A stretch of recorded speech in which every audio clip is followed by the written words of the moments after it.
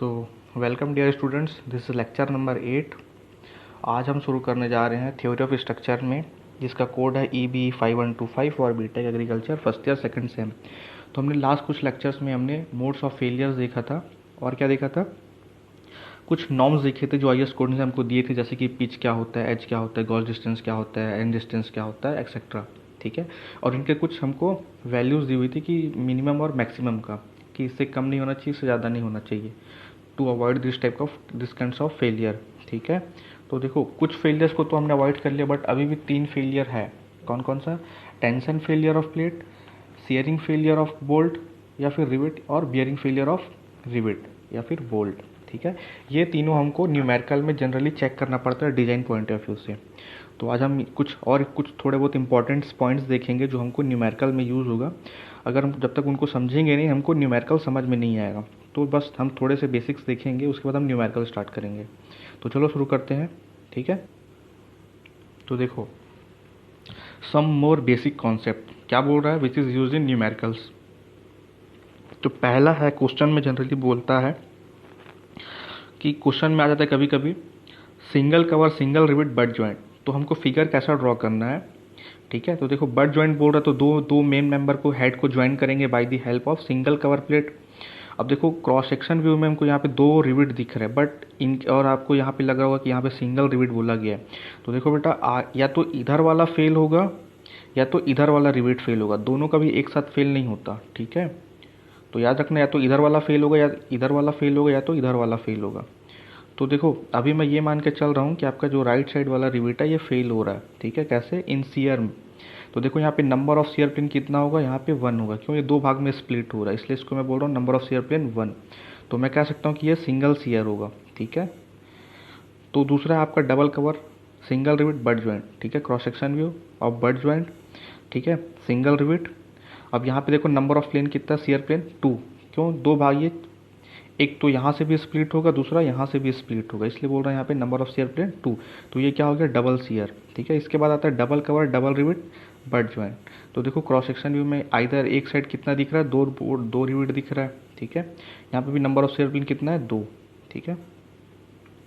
तो आपको पता रहना चाहिए कि अगर क्वेश्चन में ऐसा कभी कुछ बोला, double cover double rivet but joint या फिर लैप ज्वाइंट जैसा भी, तो आपको समझ में आना चाहिए कि कैसे डायग्राम बनाना है। ठीक है। अब नंबर ऑफ सीयर प्लेन जो मैं बोल रहा हूँ, बहुत इंपॉर्टेंट टर्म, आप उसको याद रखेंगे। ठीक है। अब देखो, इसके बाद एक और कुछ इंपॉर्टेंट पॉइंट है डिज़ाइन पॉइंट ऑफ व्यू से। अगर मैं बात करूँ तो कभी भी हमको अगर मान लो थिकनेस ऑफ प्लेट पता है और हमको वहाँ पे डायमीटर ऑफ रिविट निकालना है, तो हम अनविन का जो एम्पेरिकल फॉर्मूला वहाँ से निकाल सकते हैं, that is D = 6 × √T। T क्या होगा यहाँ पे, आपका थिकनेस ऑफ प्लेट। ठीक है। यहाँ से हम क्या निकाल सकते हैं, डायमीटर ऑफ रिविट। उसके बाद आता है नंबर ऑफ रिविट, मतलब कि हमको कितना नंबर ऑफ रिविट का रिक्वायरमेंट है। ठीक है। किसी कनेक्शन को डिज़ाइन करने के लिए, तो उसके लिए हमको अप्लाइड लोड पता होना जरूरी है और रिविट वैल्यू पता होने जरूरी है। मतलब कि एक रिविट वैल्यू मतलब एक रिविट का स्ट्रेंथ किसमें, इन सियरिंग एंड बेयरिंग, इन दोनों में जो भी कम होगा वो हमारा क्या होगा, रिविट वैल्यू। अब इसको कैलकुलेट कैसे करते हैं, चलो देखते हैं। ठीक है। तो देखो, रिविट वैल्यू क्या बोल रहा है, minimum of shearing strength of rivet और बियरिंग स्ट्रेंथ ऑफ रिविट, इन दोनों में जो भी कम होगा वो क्या होगा, मेरा रिविट वैल्यू। तो सबसे पहले देखते हैं सियर स्ट्रेंथ ऑफ रिविट। इसको हम डिनोट करते हैं PS से। ठीक है। PS इक्वल टू क्या होता है, स्ट्रेस इनटू एरिया। कौन सा स्ट्रेस, सीयर स्ट्रेस। यहाँ पे सीयरिंग स्ट्रेंथ की बात हो रही है, इसलिए बोल रहा है सीयर स्ट्रेंथ इनटू एरिया। ठीक है। तो देखो, तो क्या हो गया, हम सीयरिंग स्ट्रेस, आपका जो परमिसिबल सीयरिंग स्ट्रेस होता है उसको हम लोग टाउ VF से डिनोट करते हैं। ठीक है। और यहाँ पे D क्या है, आपका डायमीटर ऑफ होल। ठीक है। अब देखो, यहाँ से मैं क्या निकाल सकता हूँ, जो पहला वाला आपका ये है फॉर्मूला, ये था सिंगल सीयर के लिए। ठीक है। सिंगल सीयर, अगर इन केस कभी भी नंबर ऑफ सीयर प्लेन 2 हुआ, तब हमको कौन सा फॉर्मूला लगाना है, यहाँ पे ये वाला सेकंड नंबर वाला। ठीक है। अगर इन केस मान लो डबल सीयर डबल बोल्ट बोल दिया, तो यहाँ पे 2 आपको एक और मल्टीप्लाई यहाँ पे करना पड़ेगा। ठीक है। ठीक है। तब आप यहाँ पे क्या निकाल सकते हो, double shear in double bolt. तो ये कुछ ऐसा फॉर्मूला हुआ। देन इसके बाद हम कैलकुलेट करेंगे बियरिंग स्ट्रेंथ ऑफ रिविट। इसको किससे डिनोट किया जाता है, PB से, जिसमें से आपका PB इक्वल टू क्या होता है, allowable bearing stress in rivet into diameter of hole into thickness of plate. ये आपका फॉर्मूला दिया, आपको ये यूज़ करना है। ठीक है। इन दोनों में जो भी कम होगा वो मेरा क्या होगा, रिविट वैल्यू। ठीक है। समझ में आया। और बहुत इंपॉर्टेंट टर्म है और एग्जाम में पूछता है, न्यूमेरिकल आता है आपका यहाँ से। ठीक है। तो इसके बाद बात करते हैं nominal dia of rivet. Question में कभी कभी दे देता है कि नॉमिनल डायामीटर ऐसा करके, तो आप वहाँ पे समझ नहीं पाते हो कि क्या होता है नॉमिनल डायामीटर। तो सबसे पहले इस टर्म को समझते हैं। तो देखो क्या होता है नॉमिनल डायमीटर, यहाँ पे लिखा हुआ है diameter of rivet before riveting is called nominal diameter. मतलब कि जब तक हम मतलब कनेक्शन जैसे कि हमको बनाना है तो होल करना पड़ता है, होल करने से पहले उसको करना पड़ता है गर्म करके इंसर्ट करना पड़ता है। तो बगैर ये प्रोसेस किए हुए जो डायमीटर होगा वो क्या कहलाएगा, नॉमिनल डाया। उसके बाद बात करते हैं ग्रॉस डायमीटर। ग्रॉस डायमीटर क्या होता है, जब हम कभी प्लेट में होल करते हैं और उसको इंसर्ट किया जाता है तो वो क्या कहलाता है, ग्रॉस डायमीटर। ठीक है, तो कैसे निकालते हैं इसको, हम नॉमिनल डाया हमको पता है तो हमको 1.5 प्लस से लेकर के 2 mm तक हमको एक्स्ट्रा उसमें ऐड करना पड़ता है, ताकि क्योंकि देखो अब मैं 10 mm का अगर मान लो मेरे पास बोल्ट है या होल रिवेट है और मैं 10 mm का अगर मैं होल कर दूँ प्लेट में तो मैं उसको इंसर्ट नहीं करा पाऊंगा। तो मेरे को क्या करना पड़ेगा, थोड़ा बहुत एक्स्ट्रा मेरे को होल करना पड़ेगा। तो कितना करना पड़ेगा, एटलीस्ट 1.5 से लेकर के 2 mm तक। ठीक है, अब मान लो कि 12 mm से लेकर के 25 mm तक का मेरे पास डायमीटर ऑफ का रिवेट है। ठीक है, तो मेरे को ग्रॉस डाया कितना लेना पड़ेगा, d is equal to 1.5 mm। अगर 25 mm से ऊपर है मेरा क्या रिवेट का डायमीटर तो क्या लेना पड़ेगा, d is equal to d plus 2 mm। ठीक है, यहाँ से मेरा क्या निकल जाएगा, ग्रॉस डाया। ठीक है, अब देखो बहुत ही इंपॉर्टेंट टर्म आया एक, स्ट्रेंथ ऑफ जॉइंट पर पिच। ये क्वेश्चन में जनरली पूछता है कि calculate the strength of joint पर पिच। तो सबसे पहला देखो स्ट्रेंथ ऑफ जॉइंट क्या होगा, देखो जॉइंट में क्या होता है, एक तो आपका रिवेट यूज होता है, दूसरा आपका क्या होता है, प्लेट होता है। आइदर या तो प्लेट फेल होगा या तो रिवेट फेल होगा। और स्ट्रेंथ का मतलब क्या होता है, रेसिस्टेंस टू फेलियर, मतलब कि हमको उस जॉइंट की या फिर उस कनेक्शन का स्ट्रेंथ कैलकुलेट करना है। ठीक है, ताकि हमको ये पता चल जाए कि वो कितना लोड कैरी कर सकता है। ठीक है, कल को मान लो स्ट्रेंथ ऑफ जॉइंट मान लो 20 किलोमीटर, अगर 25 किलोमीटर का लोड आ गया तो हो सकता है फेल हो जाए। अगर या फिर मान लो मेरे को पता है 25 किलोमीटर का लोड आने वाला है तो मेरे को क्या करना पड़ेगा, उससे ज़्यादा के लिए डिज़ाइन करना पड़ेगा। तो उसके लिए मेरे को सबसे पहले क्या कैलकुलेट करना पड़ेगा, स्ट्रेंथ ऑफ जॉइंट। ठीक है, ये पर पिच वाला क्वेश्चन जो यहाँ पे टर्म है ये मैं आपको आराम से बाद में न्यूमेरिकल फॉर्म में समझाऊंगा तो ज़्यादा अच्छे से क्लियर होगा। ठीक है, तो देखो पहला हमको यहाँ पे क्या कैलकुलेट करना है, टेंशन या फिर टीयरिंग स्ट्रेंथ ऑफ प्लेट। ठीक है, दैट इज हम किससे डिनोट कर रहे हैं, पी टी से।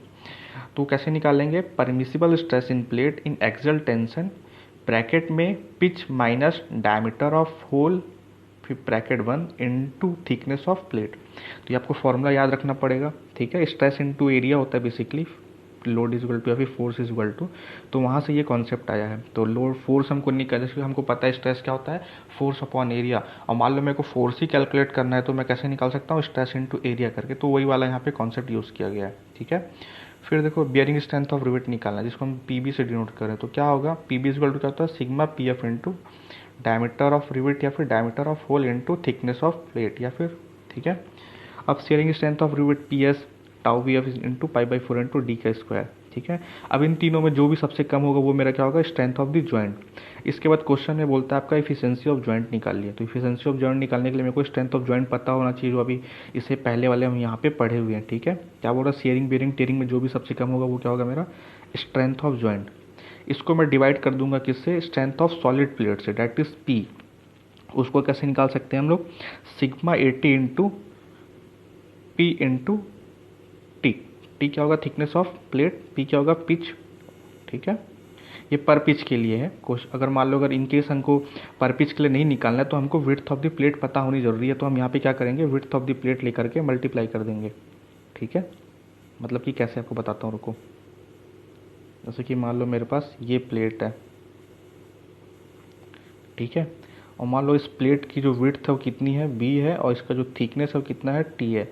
तो मैं आराम से निकाल सकता हूँ स्ट्रेस इनटू एरिया करके। तो स्ट्रेस कितना आएगा, मान लो स्ट्रेस आ रहा है सिग्मा 80, तो sigma 80 into B into T कर सकता हूँ मैं। यहाँ से क्या निकाल सकता हूँ मैं, strength of the plate solid plate का। ठीक है, बट यहाँ पे पर पिच लाइन के लिए बोला तो मैंने यहाँ पे पर पिच लाइन का फॉर्मूला लिखा हुआ है। चलो अब देखो, अब मेन इंपॉर्टेंट है ये क्वेश्चन, आपका एग्जाम में पूछ चुका है। ठीक है, तो देखते हैं सबसे पहला क्वेश्चन। तो क्या बोल रहा है, determine the rivet value of 20 mm diameter rivet connecting 12 mm thick plate if it is in single share and double share. देखो इसीलिए मैं आपको पहले कुछ कॉन्सेप्ट्स क्लियर करा कि सिंगल शेयर क्या होता है, डबल शेयर क्या होता है। जैसे कि सिंगल शेयर कहाँ होगा, आपका लैप जॉइंट में हो सकता है, सिंगल कवर बट जॉइंट में हो सकता है, ठीक है। और डबल सीवर कहाँ पे होगा, जहाँ पे हम double cover butt joint provide करेंगे वहाँ पे डबल सीयर होगा। अभी देखो क्वेश्चन में ये नहीं बोला कि सिंगल रिवेट है कि डबल रिवेट है, तो हमको क्या मान के चलना है, यहाँ पे सिंगल रिवेट यूज़ हुआ है। और क्या कैलकुलेट करने के लिए बोला है, देखो यहाँ पे क्वेश्चन में आपको एक तो बोल रहा है determine the rivet value. Rivet value मतलब in minimum of in shearing and in bearing, ठीक है। तो देखो और क्या क्या कुछ क्वेश्चन में दिया हुआ है वैल्यू, क्या दिया हुआ है, the permissible stress for rivet in shearing and bearing, ठीक है। कितना दिया हुआ है, 18 मेगा पास्कल और 250 मेगा पास्कल। और क्या दिया हुआ है, for plate bearing is 250 Newton पर एम स्क्वायर। तो चलो देखते हैं, सबसे पहले क्या लिखेंगे, गिवन डेटा लिख लेते हैं, क्या क्या दिया हुआ है। डायमीटर ऑफ रिवेट दिया हुआ कितना दिया हुआ, 20 mm करना पड़ेगा एक्स्ट्रा प्लेट में, 20 प्लस 1.5 इक्वल टू 21.5 mm, ठीक है। और क्या क्या दिया हुआ है, परमिसिबल स्ट्रेस ऑफ रिवेट इन दिया हुआ इन सीयरिंग कितना दिया हुआ है, 80 न्यूटन पर एम स्क्वायर। फिर क्या दिया हुआ है, permissible stress in of rivet in bearing कितना दिया हुआ है, 250 न्यूटन पर एम स्क्वायर, ठीक है। तो सबसे मेरे को पहले क्या निकालना पड़ेगा, ग्रॉस एरिया ऑफ रिवेट। तो कितना आ रहा है मेरा, 363.05 mm², ठीक है। अब इसके बाद हमको केस वन देखो यहाँ पे दो केस दिया हुआ। पहला क्या बोल रहा है, फॉर सिंगल शेयर के लिए निकालो रिवेट वैल्यू, और दूसरा क्या बोल रहा है, डबल शेयर के लिए निकालो रिवेट वैल्यू, ठीक है। तो देखो सबसे पहले देखते हैं केस वन सिंगल शेयर के लिए, ठीक है। जब रिवेट है सिंगल शेयर है, मतलब कि मान लो हो सकता है ये लैप जॉइंट हो और हो सकता है ये सिंगल कवर बट जॉइंट हो। तो सबसे पहले हम क्या निकालेंगे, बियरिंग स्ट्रेंथ ऑफ रिवेट। तो क्या कैसे निकलेगा, ये निकलेगा P B is equal to sigma P F into D into T, ठीक है, T into T bearing strength, ठीक है। तो इस क्या आया मेरा 250 इंटू 21.5 इंटू 12 कितना आ रहा है मेरा 64500 न्यूटन। अब देखो ये देखो इसका मैं कॉन्सेप्ट आपको क्लियर कर देता हूँ। बियरिंग स्ट्रेंथ, बियरिंग फोर्स कौन लगा रहा है, रिवेट के ऊपर प्लेट लगा रहा है, ठीक है। तो देखो कैसे लगा रहा है, देखते हैं। जैसे कि मान लो आपका ये मान लो कोई प्लेट है और इसके ऊपर कोई रिवेट लगा हुआ है ऐसा करके, और जैसे मैंने इसको यहाँ से ऐसा खींचा तो क्या कर रहा है ये प्लेट वाला भाग, एक सेकंड, तो ये प्लेट वाला भाग इसके ऊपर क्या कर रहा है, ऐसा बियरिंग फोर्स लगा रहा है, ठीक है। कितना, तो ये इसका थिकनेस कितना होगा टी, ठीक है। और कितने कितने दूरी पे लगा रहा है, अगर मैं बोल्ट को ऐसा देखूँ, सॉरी रिवेट को मैं अगर ऐसा देखूँ तो कितना आ रहा है इसका, अगर विड्थ अगर मैं देखूँ, अगर साइड से देखना चाहूँ तो एक सेकंड, साइड से कैसा दिखाई देगा ये, अगर मान लो कैसा कोई रिवेट है और इसको मैं साइड से देखूं तो कैसा दिखाई देगा, कुछ ऐसा दिखाई देगा। ये कितना, इसका विड्थ कितना होगा, डी के इक्वल होगा। इसका जो हाइट होगा कितना होगा, टी, और स्ट्रेस इनटू एरिया, ठीक है, इसीलिए यहाँ पे ऐसा लिया हुआ है। तो यहाँ से कितना आ रहा है मेरा स्ट्रेस इनटू बियरिंग स्ट्रेंथ कितना आ रहा है, 64500 न्यूटन। इसके बाद कैलकुलेट करना है शेयरिंग स्ट्रेंथ ऑफ रिवेट। तो कितना आ रहा है देखो, tau V F into pi by four into d nought का स्क्वायर, ठीक है। तो कितना आ रहा है मेरा 29044 न्यूटन। तो ये था सिंगल शेयर के लिए। अब इन दोनों में जो भी सबसे मिनिमम वो होगा मेरा रिवेट वैल्यू। तो कितना आ रहा है देखो, रिवेट वैल्यू मेरा आ रहा है 29044 न्यूटन, ठीक है। अब देखो क्या निकालना है मेरे को, सेकंड केस लगाना है, बोल्ट इन या फिर रिवेट इन डबल शेयर, ठीक है। तो सबसे पहले हम क्या निकालेंगे, बियरिंग स्ट्रेंथ ऑफ रिवेट। यहाँ पे मैंने बोल्ट लिखा हुआ बट यहाँ पे क्या आएगा, रिवेट आएगा, तो आप रिवेट यूज़ कर रहे हो। तो फिर निकालना है बियरिंग स्ट्रेंथ। तो कैसे निकालेंगे, P B is equal to sigma P F into diameter of hole into thickness of plate. तो कितना है देखो 64500 न्यूटन। दूसरा है इसमें फिर निकालना है हमको, क्या निकालना है, strength of rivet in double shear, that is P is equal to permissible shear stress into pi by four into d nought का स्क्वायर। और यहाँ पे देखो डबल शेयर है, क्वेश्चन में देखो डबल शेयर बोल रहा है, इसलिए मैंने यहाँ पे कितना मल्टीप्लाई किया, 2 मल्टीप्लाई किया। अगर क्वेश्चन में डबल शेयर और डबल बोल्ट और डबल ये रिवेट बोलता तो मेरे को यहाँ पे मल्टीप्लाई करना पड़ता है 2 और, ठीक है, इसके साथ साथ, ठीक है। तो देखो फिलहाल भी क्वेश्चन के हिसाब से सिर्फ डबल शेयर वर्स बोला, इसलिए मैंने 2 यहाँ पे मल्टीप्लाई किया एक्स्ट्रा। तो कितना आ रहा है मेरा यहाँ पे पी एस कितना आ रहा है, strength of rivet in double share, वो आ रहा है 58088 न्यूटन, ठीक है। अब रिवेट वैल्यू क्या होगा, रिवेट वैल्यू होगा मेरा इन दोनों में जो भी मिनिमम होगा। तो मिनिमम कौन सा आ रहा है मेरा, ये पी एस वाली कौन सी वैल्यू, ये वाली आ रही। तो ये हो गया मेरा रिवेट वैल्यू, ठीक है। तो ये हो गया मेरा आंसर। तो इस तरह से कुछ न्यूमेरिकल आपके क्वेश्चन में आ जाते हैं, ठीक है, और आपको ऐसे ही सॉल्व करना है और आपको रिवेट वैल्यू निकालना है। ये था आपका टाइप 1 क्वेश्चन। इसके बाद हम देखेंगे टाइप 2 क्वेश्चन नेक्स्ट लेक्चर में, जिसमें हमको क्या निकालना पड़ेगा, पूरे आपके जॉइंट की स्ट्रेंथ कैलकुलेट करनी पड़ेगी, ठीक है। So thank you. अगर कोई डाउट हो तो आप मेरे को डायरेक्टली मैसेज कर सकते हैं। ठीक है, थैंक यू।